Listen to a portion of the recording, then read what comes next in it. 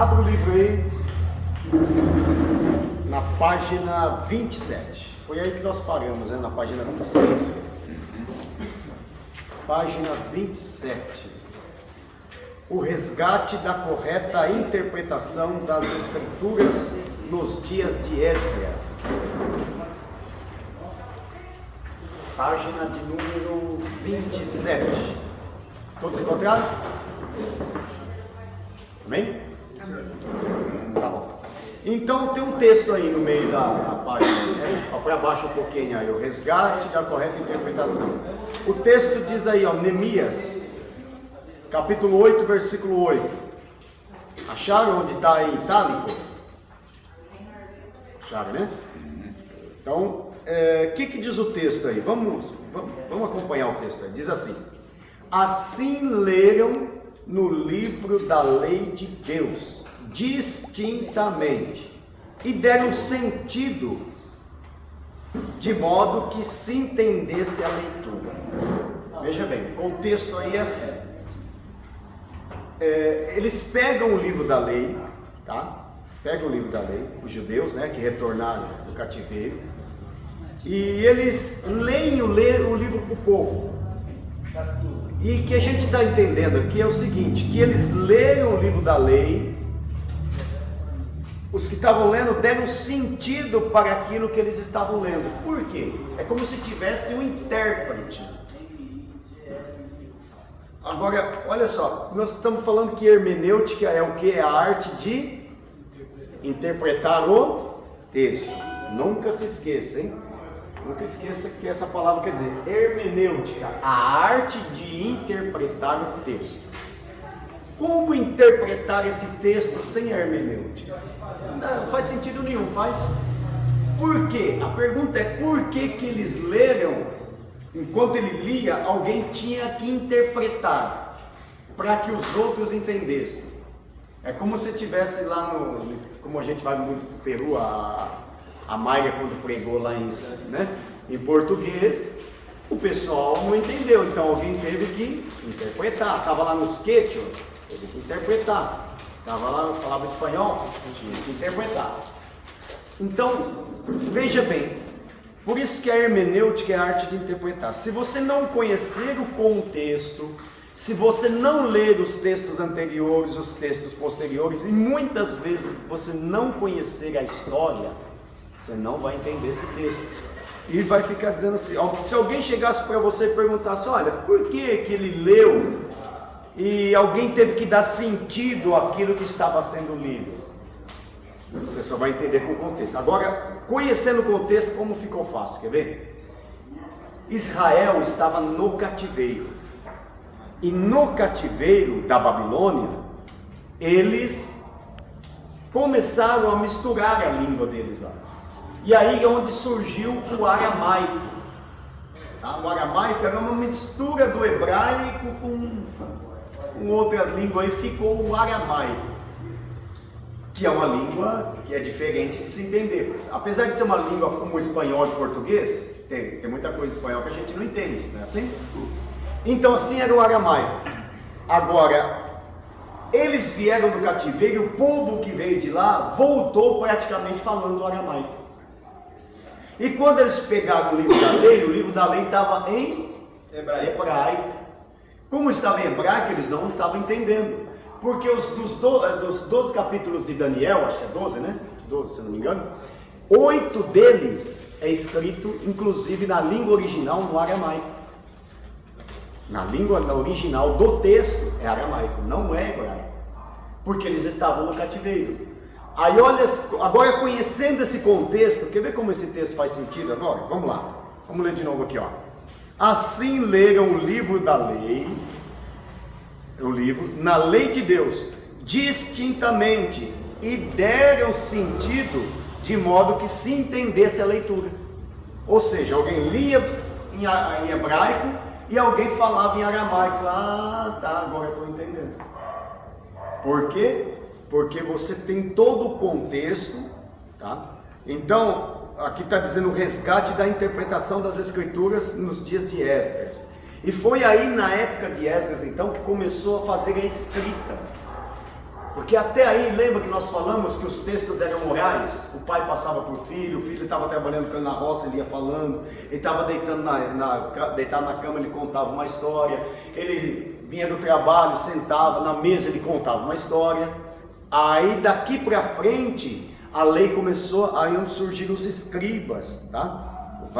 Ó, a história mostra, depois do texto de Neemias 8 aí, olha o que está escrito, acompanha aí. A história mostra que desde Esdras os escribas passaram a ensinar e a copiar as escrituras. E graças a Deus por isso, porque senão muita coisa teria se perdido, ou muito texto teria sido interpretado errado, né? E tinham firme, apesar disso, que ainda o diabo sempre vai procurar distorcer, irmãos, sempre. Apesar que tinha os textos escritos, então agora os textos não escritos não podemos interpretar corretamente. Sim, só que tem muita gente, os próprios rabinos da época, começaram a interpretar do seu jeito, sem a hermenêutica. E hoje, tem gente que interpreta do jeito dele ainda ou não? Sim. Nós vamos ver alguns textos hoje aqui, que a gente aprendeu e acaba achando que aquilo estava certo. Depois você vai dizer, nossa, mas não era assim então? Não era. Por que não era? Porque a gente só ouviu e recebeu aquilo e aceitou aquilo como certo, tá? Vamos ver. Mostra que desde Esdras os escribas passaram a ensinar a copiar as escrituras.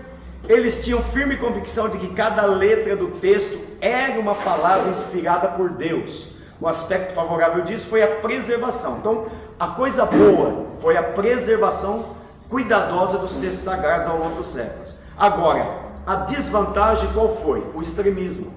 Porque parte de alguns rabinos que desvirtuaram completamente o método de interpretar as Sagradas Escrituras. Vai para baixo um pouquinho aí. Um rabino chamado Akiba, líder da escola de Jaffa no início da era cristã, afirma que toda repetição, figura, olha aqui ó, toda repetição, figura, paralelismo, palavra, partícula, repetição, repetição aí, né? Repetiu de novo aí a palavra repetição, ou mesmo a própria forma da letra possuía um significado oculto. Esse enfoque, devido às letras que compunham as palavras das Escrituras, era levado a um ponto tão extremado. Não sei se você já viu aí essa turma aí do código da Bíblia, já viu? A Bíblia tem um código lá no meio, já viu? Algumas coisas certas, outras coisas erram, né? E aí, como é que fica depois, os que erram? Já viu? Tinha uma época que tinha um camarada aí que ele veio para todo lado na época do código da Bíblia. Porque tinha acertado um lá, acertou outro aqui. Aí fizeram outros códigos da Bíblia, que não sei quem ia ser o anticristo e não sei o que ia acontecer, que a vinda de Jesus ia vir. Aí não aconteceu nada daquilo, acabou. Esqueceram do código da Bíblia, né? Eram palavras que se achavam no meio da Bíblia ali, ou códigos que se encontravam no meio da Bíblia. É um pouco perigoso isso aí, é um tipo de cabala aí, né? Um tipo de... Tem que tomar cuidado, tá? Com esse tipo de... Aí levou esses extremismos absurdos e especulações aqui, né? Especulações absurdas. Quer ver alguma coisa que se a gente ouve às vezes na internet? Quem já ouviu falar na internet aí, ó? Quer ver como tem muita gente que já ouviu alguém explicar isso? Que em Israel, quando Jesus fala assim, ó, que é mais fácil entrar um camelo pelo fundo de uma agulha do que um rico. Aí quem já ouviu alguém explicando que lá em Israel tem uma portinha pequenininha no muro, que o camelo passava ali, mas tinha que passar de joelho. Alguém já ouviu isso aí? Alguém falando isso? Já ouviu? Que chamava aquela portinha ali, aquele lugar de agulha. Só que esse lugar nunca existiu, esse é o problema. Arqueólogo nunca achou. Historiador nunca achou, não encontraram essa portinha. É uma porta que não existe, e nem na Bíblia existe. Ah, mas Jesus não falou que é mais fácil passar? Falou pelo fundo de uma agulha. O que na verdade esse texto... Então o que Jesus estava querendo dizer isso? Como é que pode um camelo passar no fundo de uma agulha? Jesus estava contando uma hipérbole. Nada mais do que uma hipérbole. Ele estava falando algo que, para quê? Tanto é que nós falamos que hermenêutica é Bíblia explicando Bíblia. Então, se Jesus estava dizendo que era uma agulha mesmo, era um camelo mesmo, Dá para um camelo passar no fundo de uma agulha? Não. Não. Ele falou que é mais fácil passar um camelo. Ele estava fazendo essa hipérbole para dizer como é difícil o rico entrar no reino de Deus. E se você olhar, essa passagem aí, abre aí a Bíblia, quer ver, ó.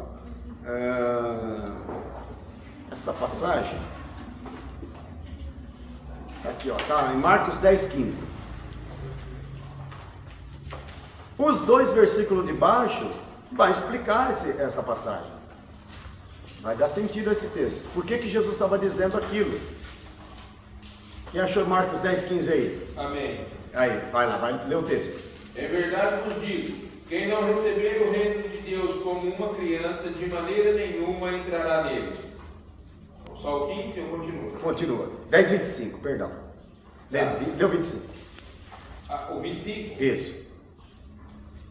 É mais fácil passar um camelo no fundo de uma agulha do que entrar um rico no reino de Deus. Isso. Agora, olha o versículo 26 e 27. Ele vai explicar o porquê que ele está dizendo isso. O que diz aí? Eles ficaram sobremodo maravilhados, dizendo entre si: então, quem pode ser salvo? Jesus, porém, fitando neles o olhar, disse: para os homens é impossível, contudo, não para Deus, porque para Deus tudo é possível. Ele está dizendo, isso aí é impossível para o homem. Um camelo passar no fundo de uma agulha é impossível. Um rico se salvar é impossível. Mas se ele tiver em Deus, isso é possível. O rico, se ele tiver em Deus, ele pode se salvar. Ele está dizendo, um camelo jamais vai passar pelo fundo de uma agulha sozinho. E um rico jamais vai se salvar sozinho. Já visto o caso do jovem rico, né? Porque quando Jesus chega para ele, ele já chega... O jovem rico é o tipo de jovem que toda moça queria casar. Ó, é ou é, Aninha? Ó, camarada Aninha. A Érica é solteira. Ó, camarada era rico, certo? Inteligente. Tinha carro zero. Ok? E ainda era teólogo. Olha, tudo de bom, rapaz. Ó, e ele fica animado, hein? Segura ela lá, ficou animado. Calma, Eliane, se controla. Você animou? Né, Eliane? Imagina, você não quer, se for solteiro, quer casar com um homem desse? Rico, bonito, inteligente, teólogo, né, pastor. Porque Jesus pergunta assim, ó, Senhor, o que eu devo fazer? Ele já pegou o talão de cheque, já tirou e falou, quanto custa para mim entrar no reino de Deus? Pode falar aí que eu pago. Era mais ou menos. Aí falou, não, calma, vamos para a parte espiritual primeiro. Você conhece os mandamentos? Ele falou, você está de brincadeira comigo. Pode falar aí, manda um aí. Não roubará. Isso aí eu sei desde a minha infância, Senhor. Isso aí. Ele falou, então tá bom, só falta uma coisa. Vai, vende tudo e dá para os pobres e segue. Aí como que diz? É ruim, né? Dá licença, beijinho, beijinho. Beijinho, beijinho, tchau, tchau. Então, Jesus ia mandar ele vender tudo e dar para os pobres mesmo? Não. Podemos fazer disso uma doutrina? Não. Já pensou? Não, agora ó, todo mundo aí vende tudo e dá para os pobres, hein? Tem gente que está fazendo isso aí, pastor. Para ir pro céu tem que vender tudo, tem uma igreja. O tempo da prosperidade. Vende tudo e dá para os pobres. É um texto fora de um contexto. Então, na verdade, o que Jesus estava falando ali é só uma hipérbole. E aí o que acontece? Essas pessoas vão inventando essas coisas aí e a gente acaba acreditando. Tá? Tem que tomar cuidado, viu? Bom, vamos lá. Por exemplo, tem muita coisa aí que o povo inventa. Aí acaba virando como se fosse... Eu vou dar um exemplo para você. Quem já ouviu falar que o sacerdote, viu na internet, tem certeza, ou você leu algum livro aí, eu li na internet, que quando o sacerdote entrava no Santo dos Santos, ele tivesse pecado, amarrava uma corda nele. Sim. E puxava ele para fora morto. Já vi isso aí. Só que me ache um livro que prova isso. Me fale um historiador, Joséfo, Agostinho de Hipona, Tito de Alexandria lá, esqueci o nome. Qualquer um deles, me fala qualquer historiador ou qualquer arqueólogo que provou isso, algum deles que prove isso. Não tem. Isso aí, na verdade, é uma invenção, alguém inventou e foi passando de pai para filho. E foi passando, um passou para o outro, passou para o outro. Tem gente que já deve ter pregado isso até no... Aí o problema é quando alguém que tem o conhecimento fala, vem cá, irmão, você ensina isso no seminário, né? Ele fala, onde que está escrito? Que eu queria... qual é a fonte disso? Você conhece, você já viu alguma fonte? E nem vai achar. E nem vai achar. Porque até hoje não se achou ninguém que provasse isso. Então, são coisas que o povo vai falando e a gente vai acreditando, né? Bom, aí vai falar depois, aí irmãos, você lê em casa, para a gente correr um pouquinho, mais adiantar, que nós estamos aqui na aula 1 ainda. Classes de judeus e as formas de interpretar as escrituras. Tinha os judeus palestinos, você vai ler isso em casa, judeus alexandrinos, os que já leram, eu sei que alguns já leram, os caraístas, né? Os caraístas, os cabalistas e os judeus de Qumran. Aqui nos judeus palestinos, fala que os judeus palestinos, eles faziam distinção entre o sentido literal da Bíblia, que chamavam de Peshá, né? E a posição exegética, que é o Midrashá. A última tinha o propósito de esclarecer todos os meios viáveis e possíveis significados das escrituras. Os de Qumran aí, o último aí, só para a gente dar uma palhinha, para falar que nós não comentamos nada sobre isso, eram aqueles judeus que viviam isolados. Eles não se misturavam com os fariseus, com os saduceus, nenhum deles. Tá? Eles viviam isolados ali tem uma foto aí, né? Na página 31, ó. É nesse local que eles viviam. Por esse local aí, um local isolado nas cavernas de Qumran. Tá? Foi ali, inclusive, que se encontrou uma grande quantidade dos pergaminhos do Mar Morto que nós estudamos na aula passada.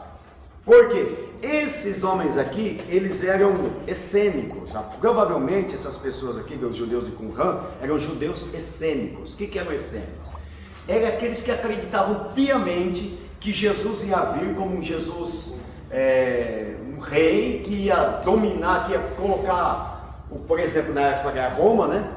Que eles iam acabar com o império de Roma e Jesus ia sentar no trono e reinar no lugar, ia terminar Roma, ia reinar como um rei assim que eles acreditavam. João Batista também, acho que ele acreditou nisso aí também. Com certeza, 99% de chance era esse. Tanto é que a mensagem de João Batista era aquela mensagem assim, ó, dos essênicos mesmo. A raiz já está, o machado já está posto a raiz das árvores, raça de víboras. Quem você? Aí ele chega a ver o Herodes, entendeu? Eu sou a raposa, fala para aquela raposa lá. E olhou para ele e falou: não é lícito possuir a mulher do teu irmão. O camarada fala isso pro rei. O camarada estava errado e eu falei: não é lícito possuir a mulher do teu irmão. Mas como ele já sabia que Jesus estava vindo, falou: agora é que eu vou para quebrar mesmo. Por quê? Ainda que eles me prendam, o rei vai me soltar. Por isso que ele pergunta depois, né? Lá na frente ele vai perguntar, né? Ele falou: vem cá, como é que está o rei aí, o Jesus, que aquele que eu batizei lá, que eu falei que esse é o Cordeiro de Deus, como que ele está? Ele já está revolucionando? Falou: é o seguinte, João, os discípulos de João falaram: é o seguinte, ele está comendo com as prostitutas lá, sabe o Zaqueu, que traiu a nossa nação? Ele foi jantar na casa dele. Falou: não é possível. Não, aí agora você exagerou, o Zaqueu não. O Zaqueu é traíra, o Zaqueu ele é judeu e trabalha para os romanos. E quando vai cobrar lá 10 reais, o imposto é 100, ele cobra 400. Não é possível. Tá fazendo isso aí.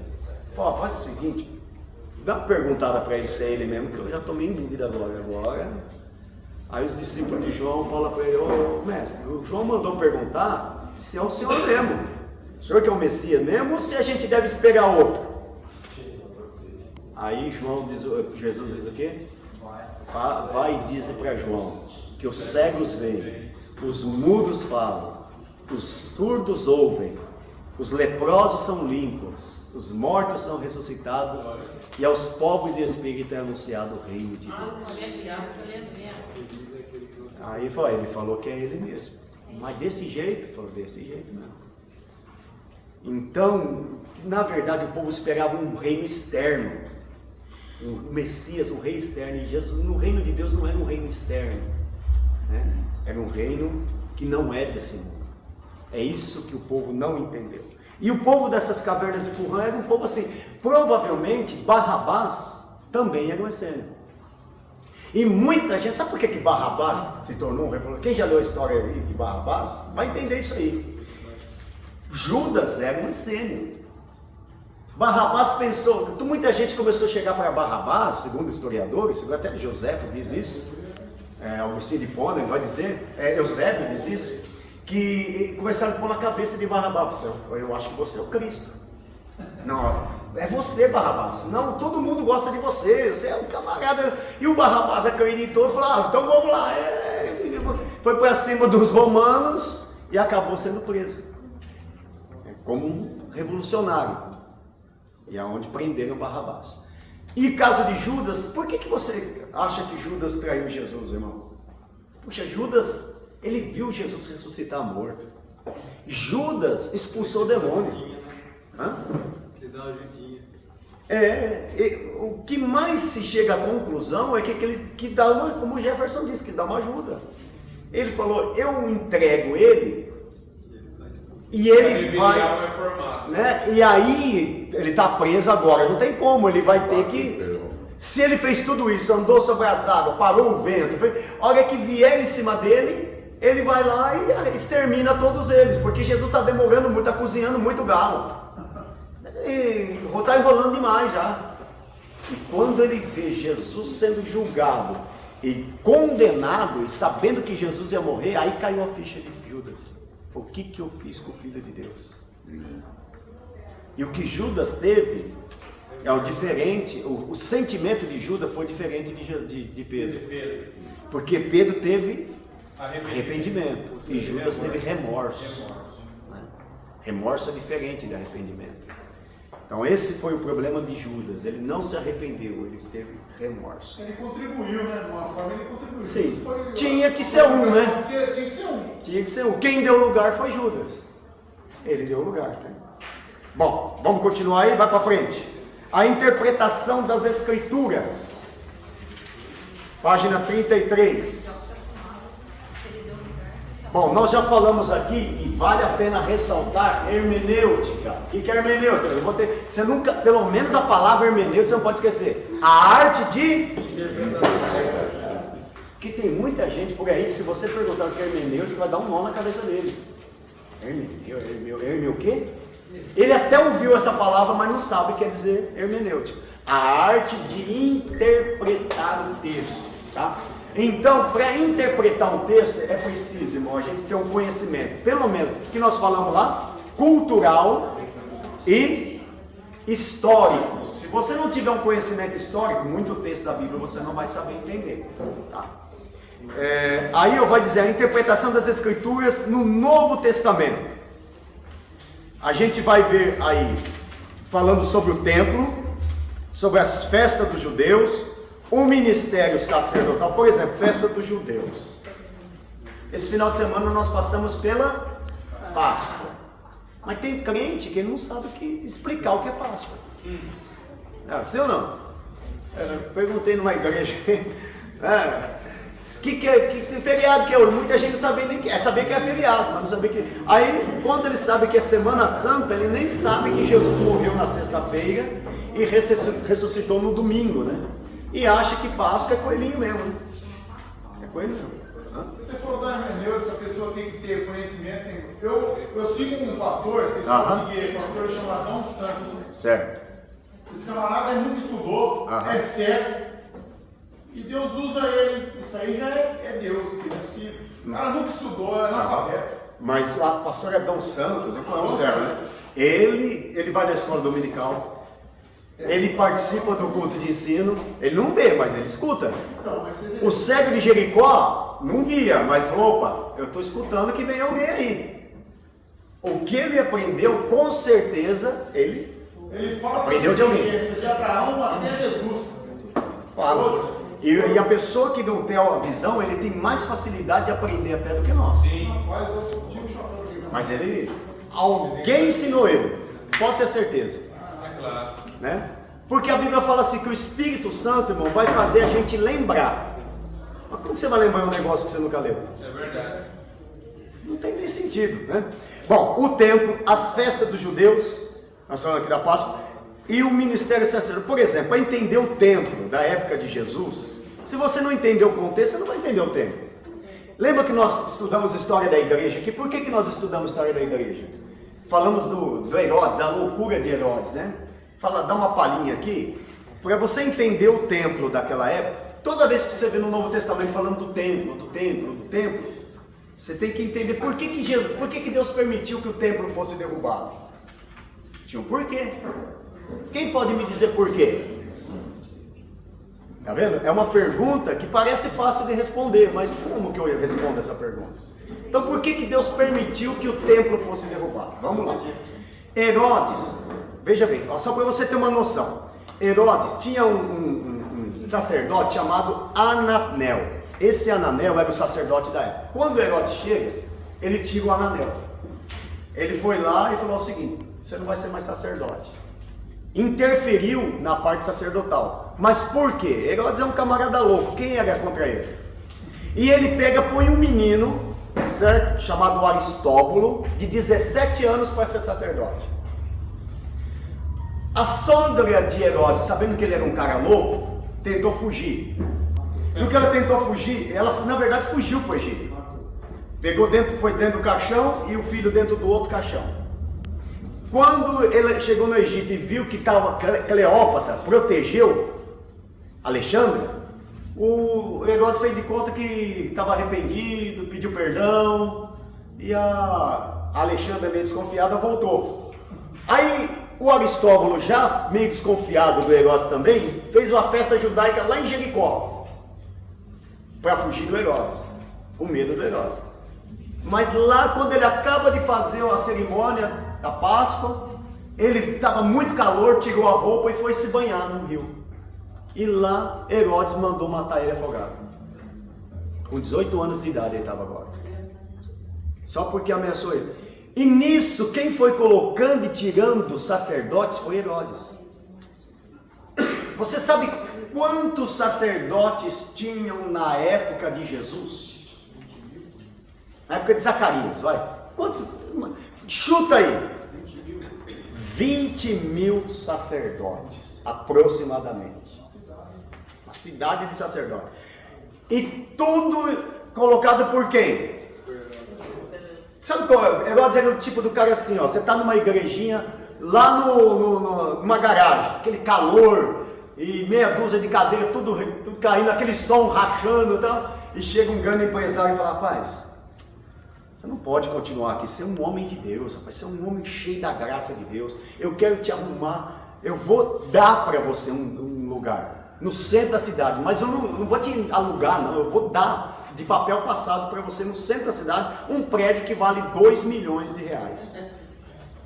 Som de última qualidade, cadeiras almofadadas, e outro, você está com esse carrinho, está muito velho, eu vou te dar um BMW para você e vou pagar do PVA dele. Aí, que maravilha. Só que é o seguinte, ó, você tem que rezar na minha cartilha aqui. O sacerdote falou: que é? Só faz do jeito que eu mandar. Só fala: então vamos embora. Assim estava o sacerdócio da época. Aí chega um camarada ameaçando tomar o lugar deles, porque veja bem, irmãos, sabe Elvis? Sabe qual é o problema do Elvis? A fama, Elvis Presley é crente, sabem disso, né?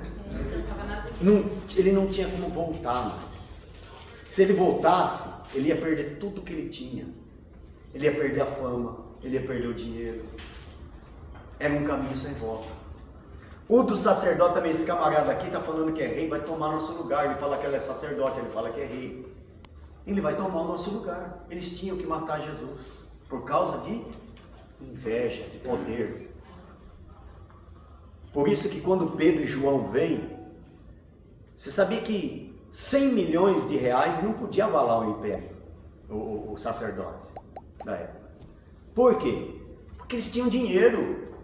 E não era pouco dinheiro. 30 moedas de prata que eles deram para Judas ali, que ali era fichinha para eles. Então,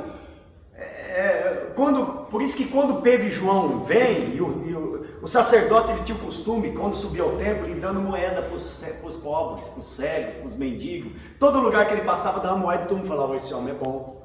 Esses homens aí são santos. Eles tinham uma boa imagem, o sacerdote. Davam moeda para todo mundo. E quando soube eles ver Pedro e João, falou, deve ser sacerdote, dá uma moeda aí. Falou, não tem, moeda a gente não tem. Moeda a gente não tem. E ainda que eles tivessem, aquilo não poderia abalar o império dos sacerdotes. Ele falou, dinheiro a gente não tem, mas a gente tem uma coisa diferente para te dar. Eu tenho um nome. Eu não tenho sobrenome, mas eu tenho um nome. Ele falou, em nome do Nazareno, levanta e anda. Aquilo abalou o sacerdote, o sinédrio da época.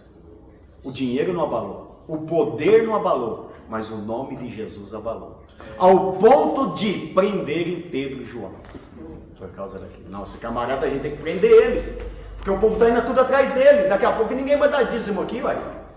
Daqui a pouco está dando dízimo lá para o Pedro e João, e foi o que aconteceu. A Bíblia fala que o povo depositava o dinheiro nos pés deles. E isso incomodou o império da época. E o templo estava nessa situação. Então, porque o templo não servia mais para adoração a Deus. Servia, irmãos? Servia. Tanto é que Jesus fez o quê? Ele derrubou a mesa dos cambistas. Jesus ali, ele perdeu a estribeira mesmo. Falou, agora não dá mais. Para Jesus chegar a esse ponto, então falou, isso aqui não serve mais para me adorar, para que eu vou ficar com isso? Então aquilo que não serve para adorar a Deus na sua vida, Deus tira de você. Se aquilo que está com você não serve para glorificar a Deus, se esse carro seu não pode pôr mais na terra para buscar os irmãozinhos lá da fazenda porque vai sujar, Deus acaba tirando ele de você. Toma cuidado, viu? Toma cuidado. Um dia eu pus o meu carro, o carro era novo, o irmão falou, rapaz, mas seu carro é novo? Você está pondo esse barro aqui? Eu falei, rapaz, é melhor pôr um carro novo que pôr um carro velho. Se a pessoa, se eu tivesse vindo aqui com Fusca velho, não sou nada contra Fusca velho, tá? Porque eu já tive Brasília, já tive Corcel velho, já tive... Mas não é melhor eu pôr um carro zero, pastor, do que eu pôr um Corcel que eu tinha um Corcel 72, marrom, da cor desse piso aqui mais ou menos, mais escuro. Eu cegava ele com cera de chão, que passa no chão, sabe? Do lado direito era um plástico. Tinha um manchão na roda traseira que ele jogava mais que o Garrincha na Copa de 70, mas assim, ó. Apelido dele, blá blá blá. Um dia eu fui levar um irmão na fazenda e falou, pastor, por que todo mundo chama seu carro de blá blá blá? Eu falei, você vai entender já já. A hora que passou no mata-burro, fez aquele bagulhão de lado, só blá blá blá blá. Falou, entendi por que ele chama blá blá blá. O irmão falou assim, entendi. Eu até tinha tirado até o rádio do carro, porque ninguém escutava nada, o barulho, mas assim. Mas hoje teria valor, hein? Hoje, eu não sei não, aquilo lá, acho que nem aquilo lá, como disse um pastor por aí, eu acho que o diabo deixou na esquina e eu fui lá e catei. Não, aquilo lá só me trouxe. Olha, eu fiz até um verso, ainda bem que Corcel não entra no céu. Aquele carro me tirou o juízo, porque tirou a paz. Só andava na reserva. Só Deus. Só o sangue do cordeiro aquilo. Então, por isso que você lê Mateus 23, o contexto, por que Jesus chega para Mateus 23, mais ou menos o resumo é isso aqui, ó.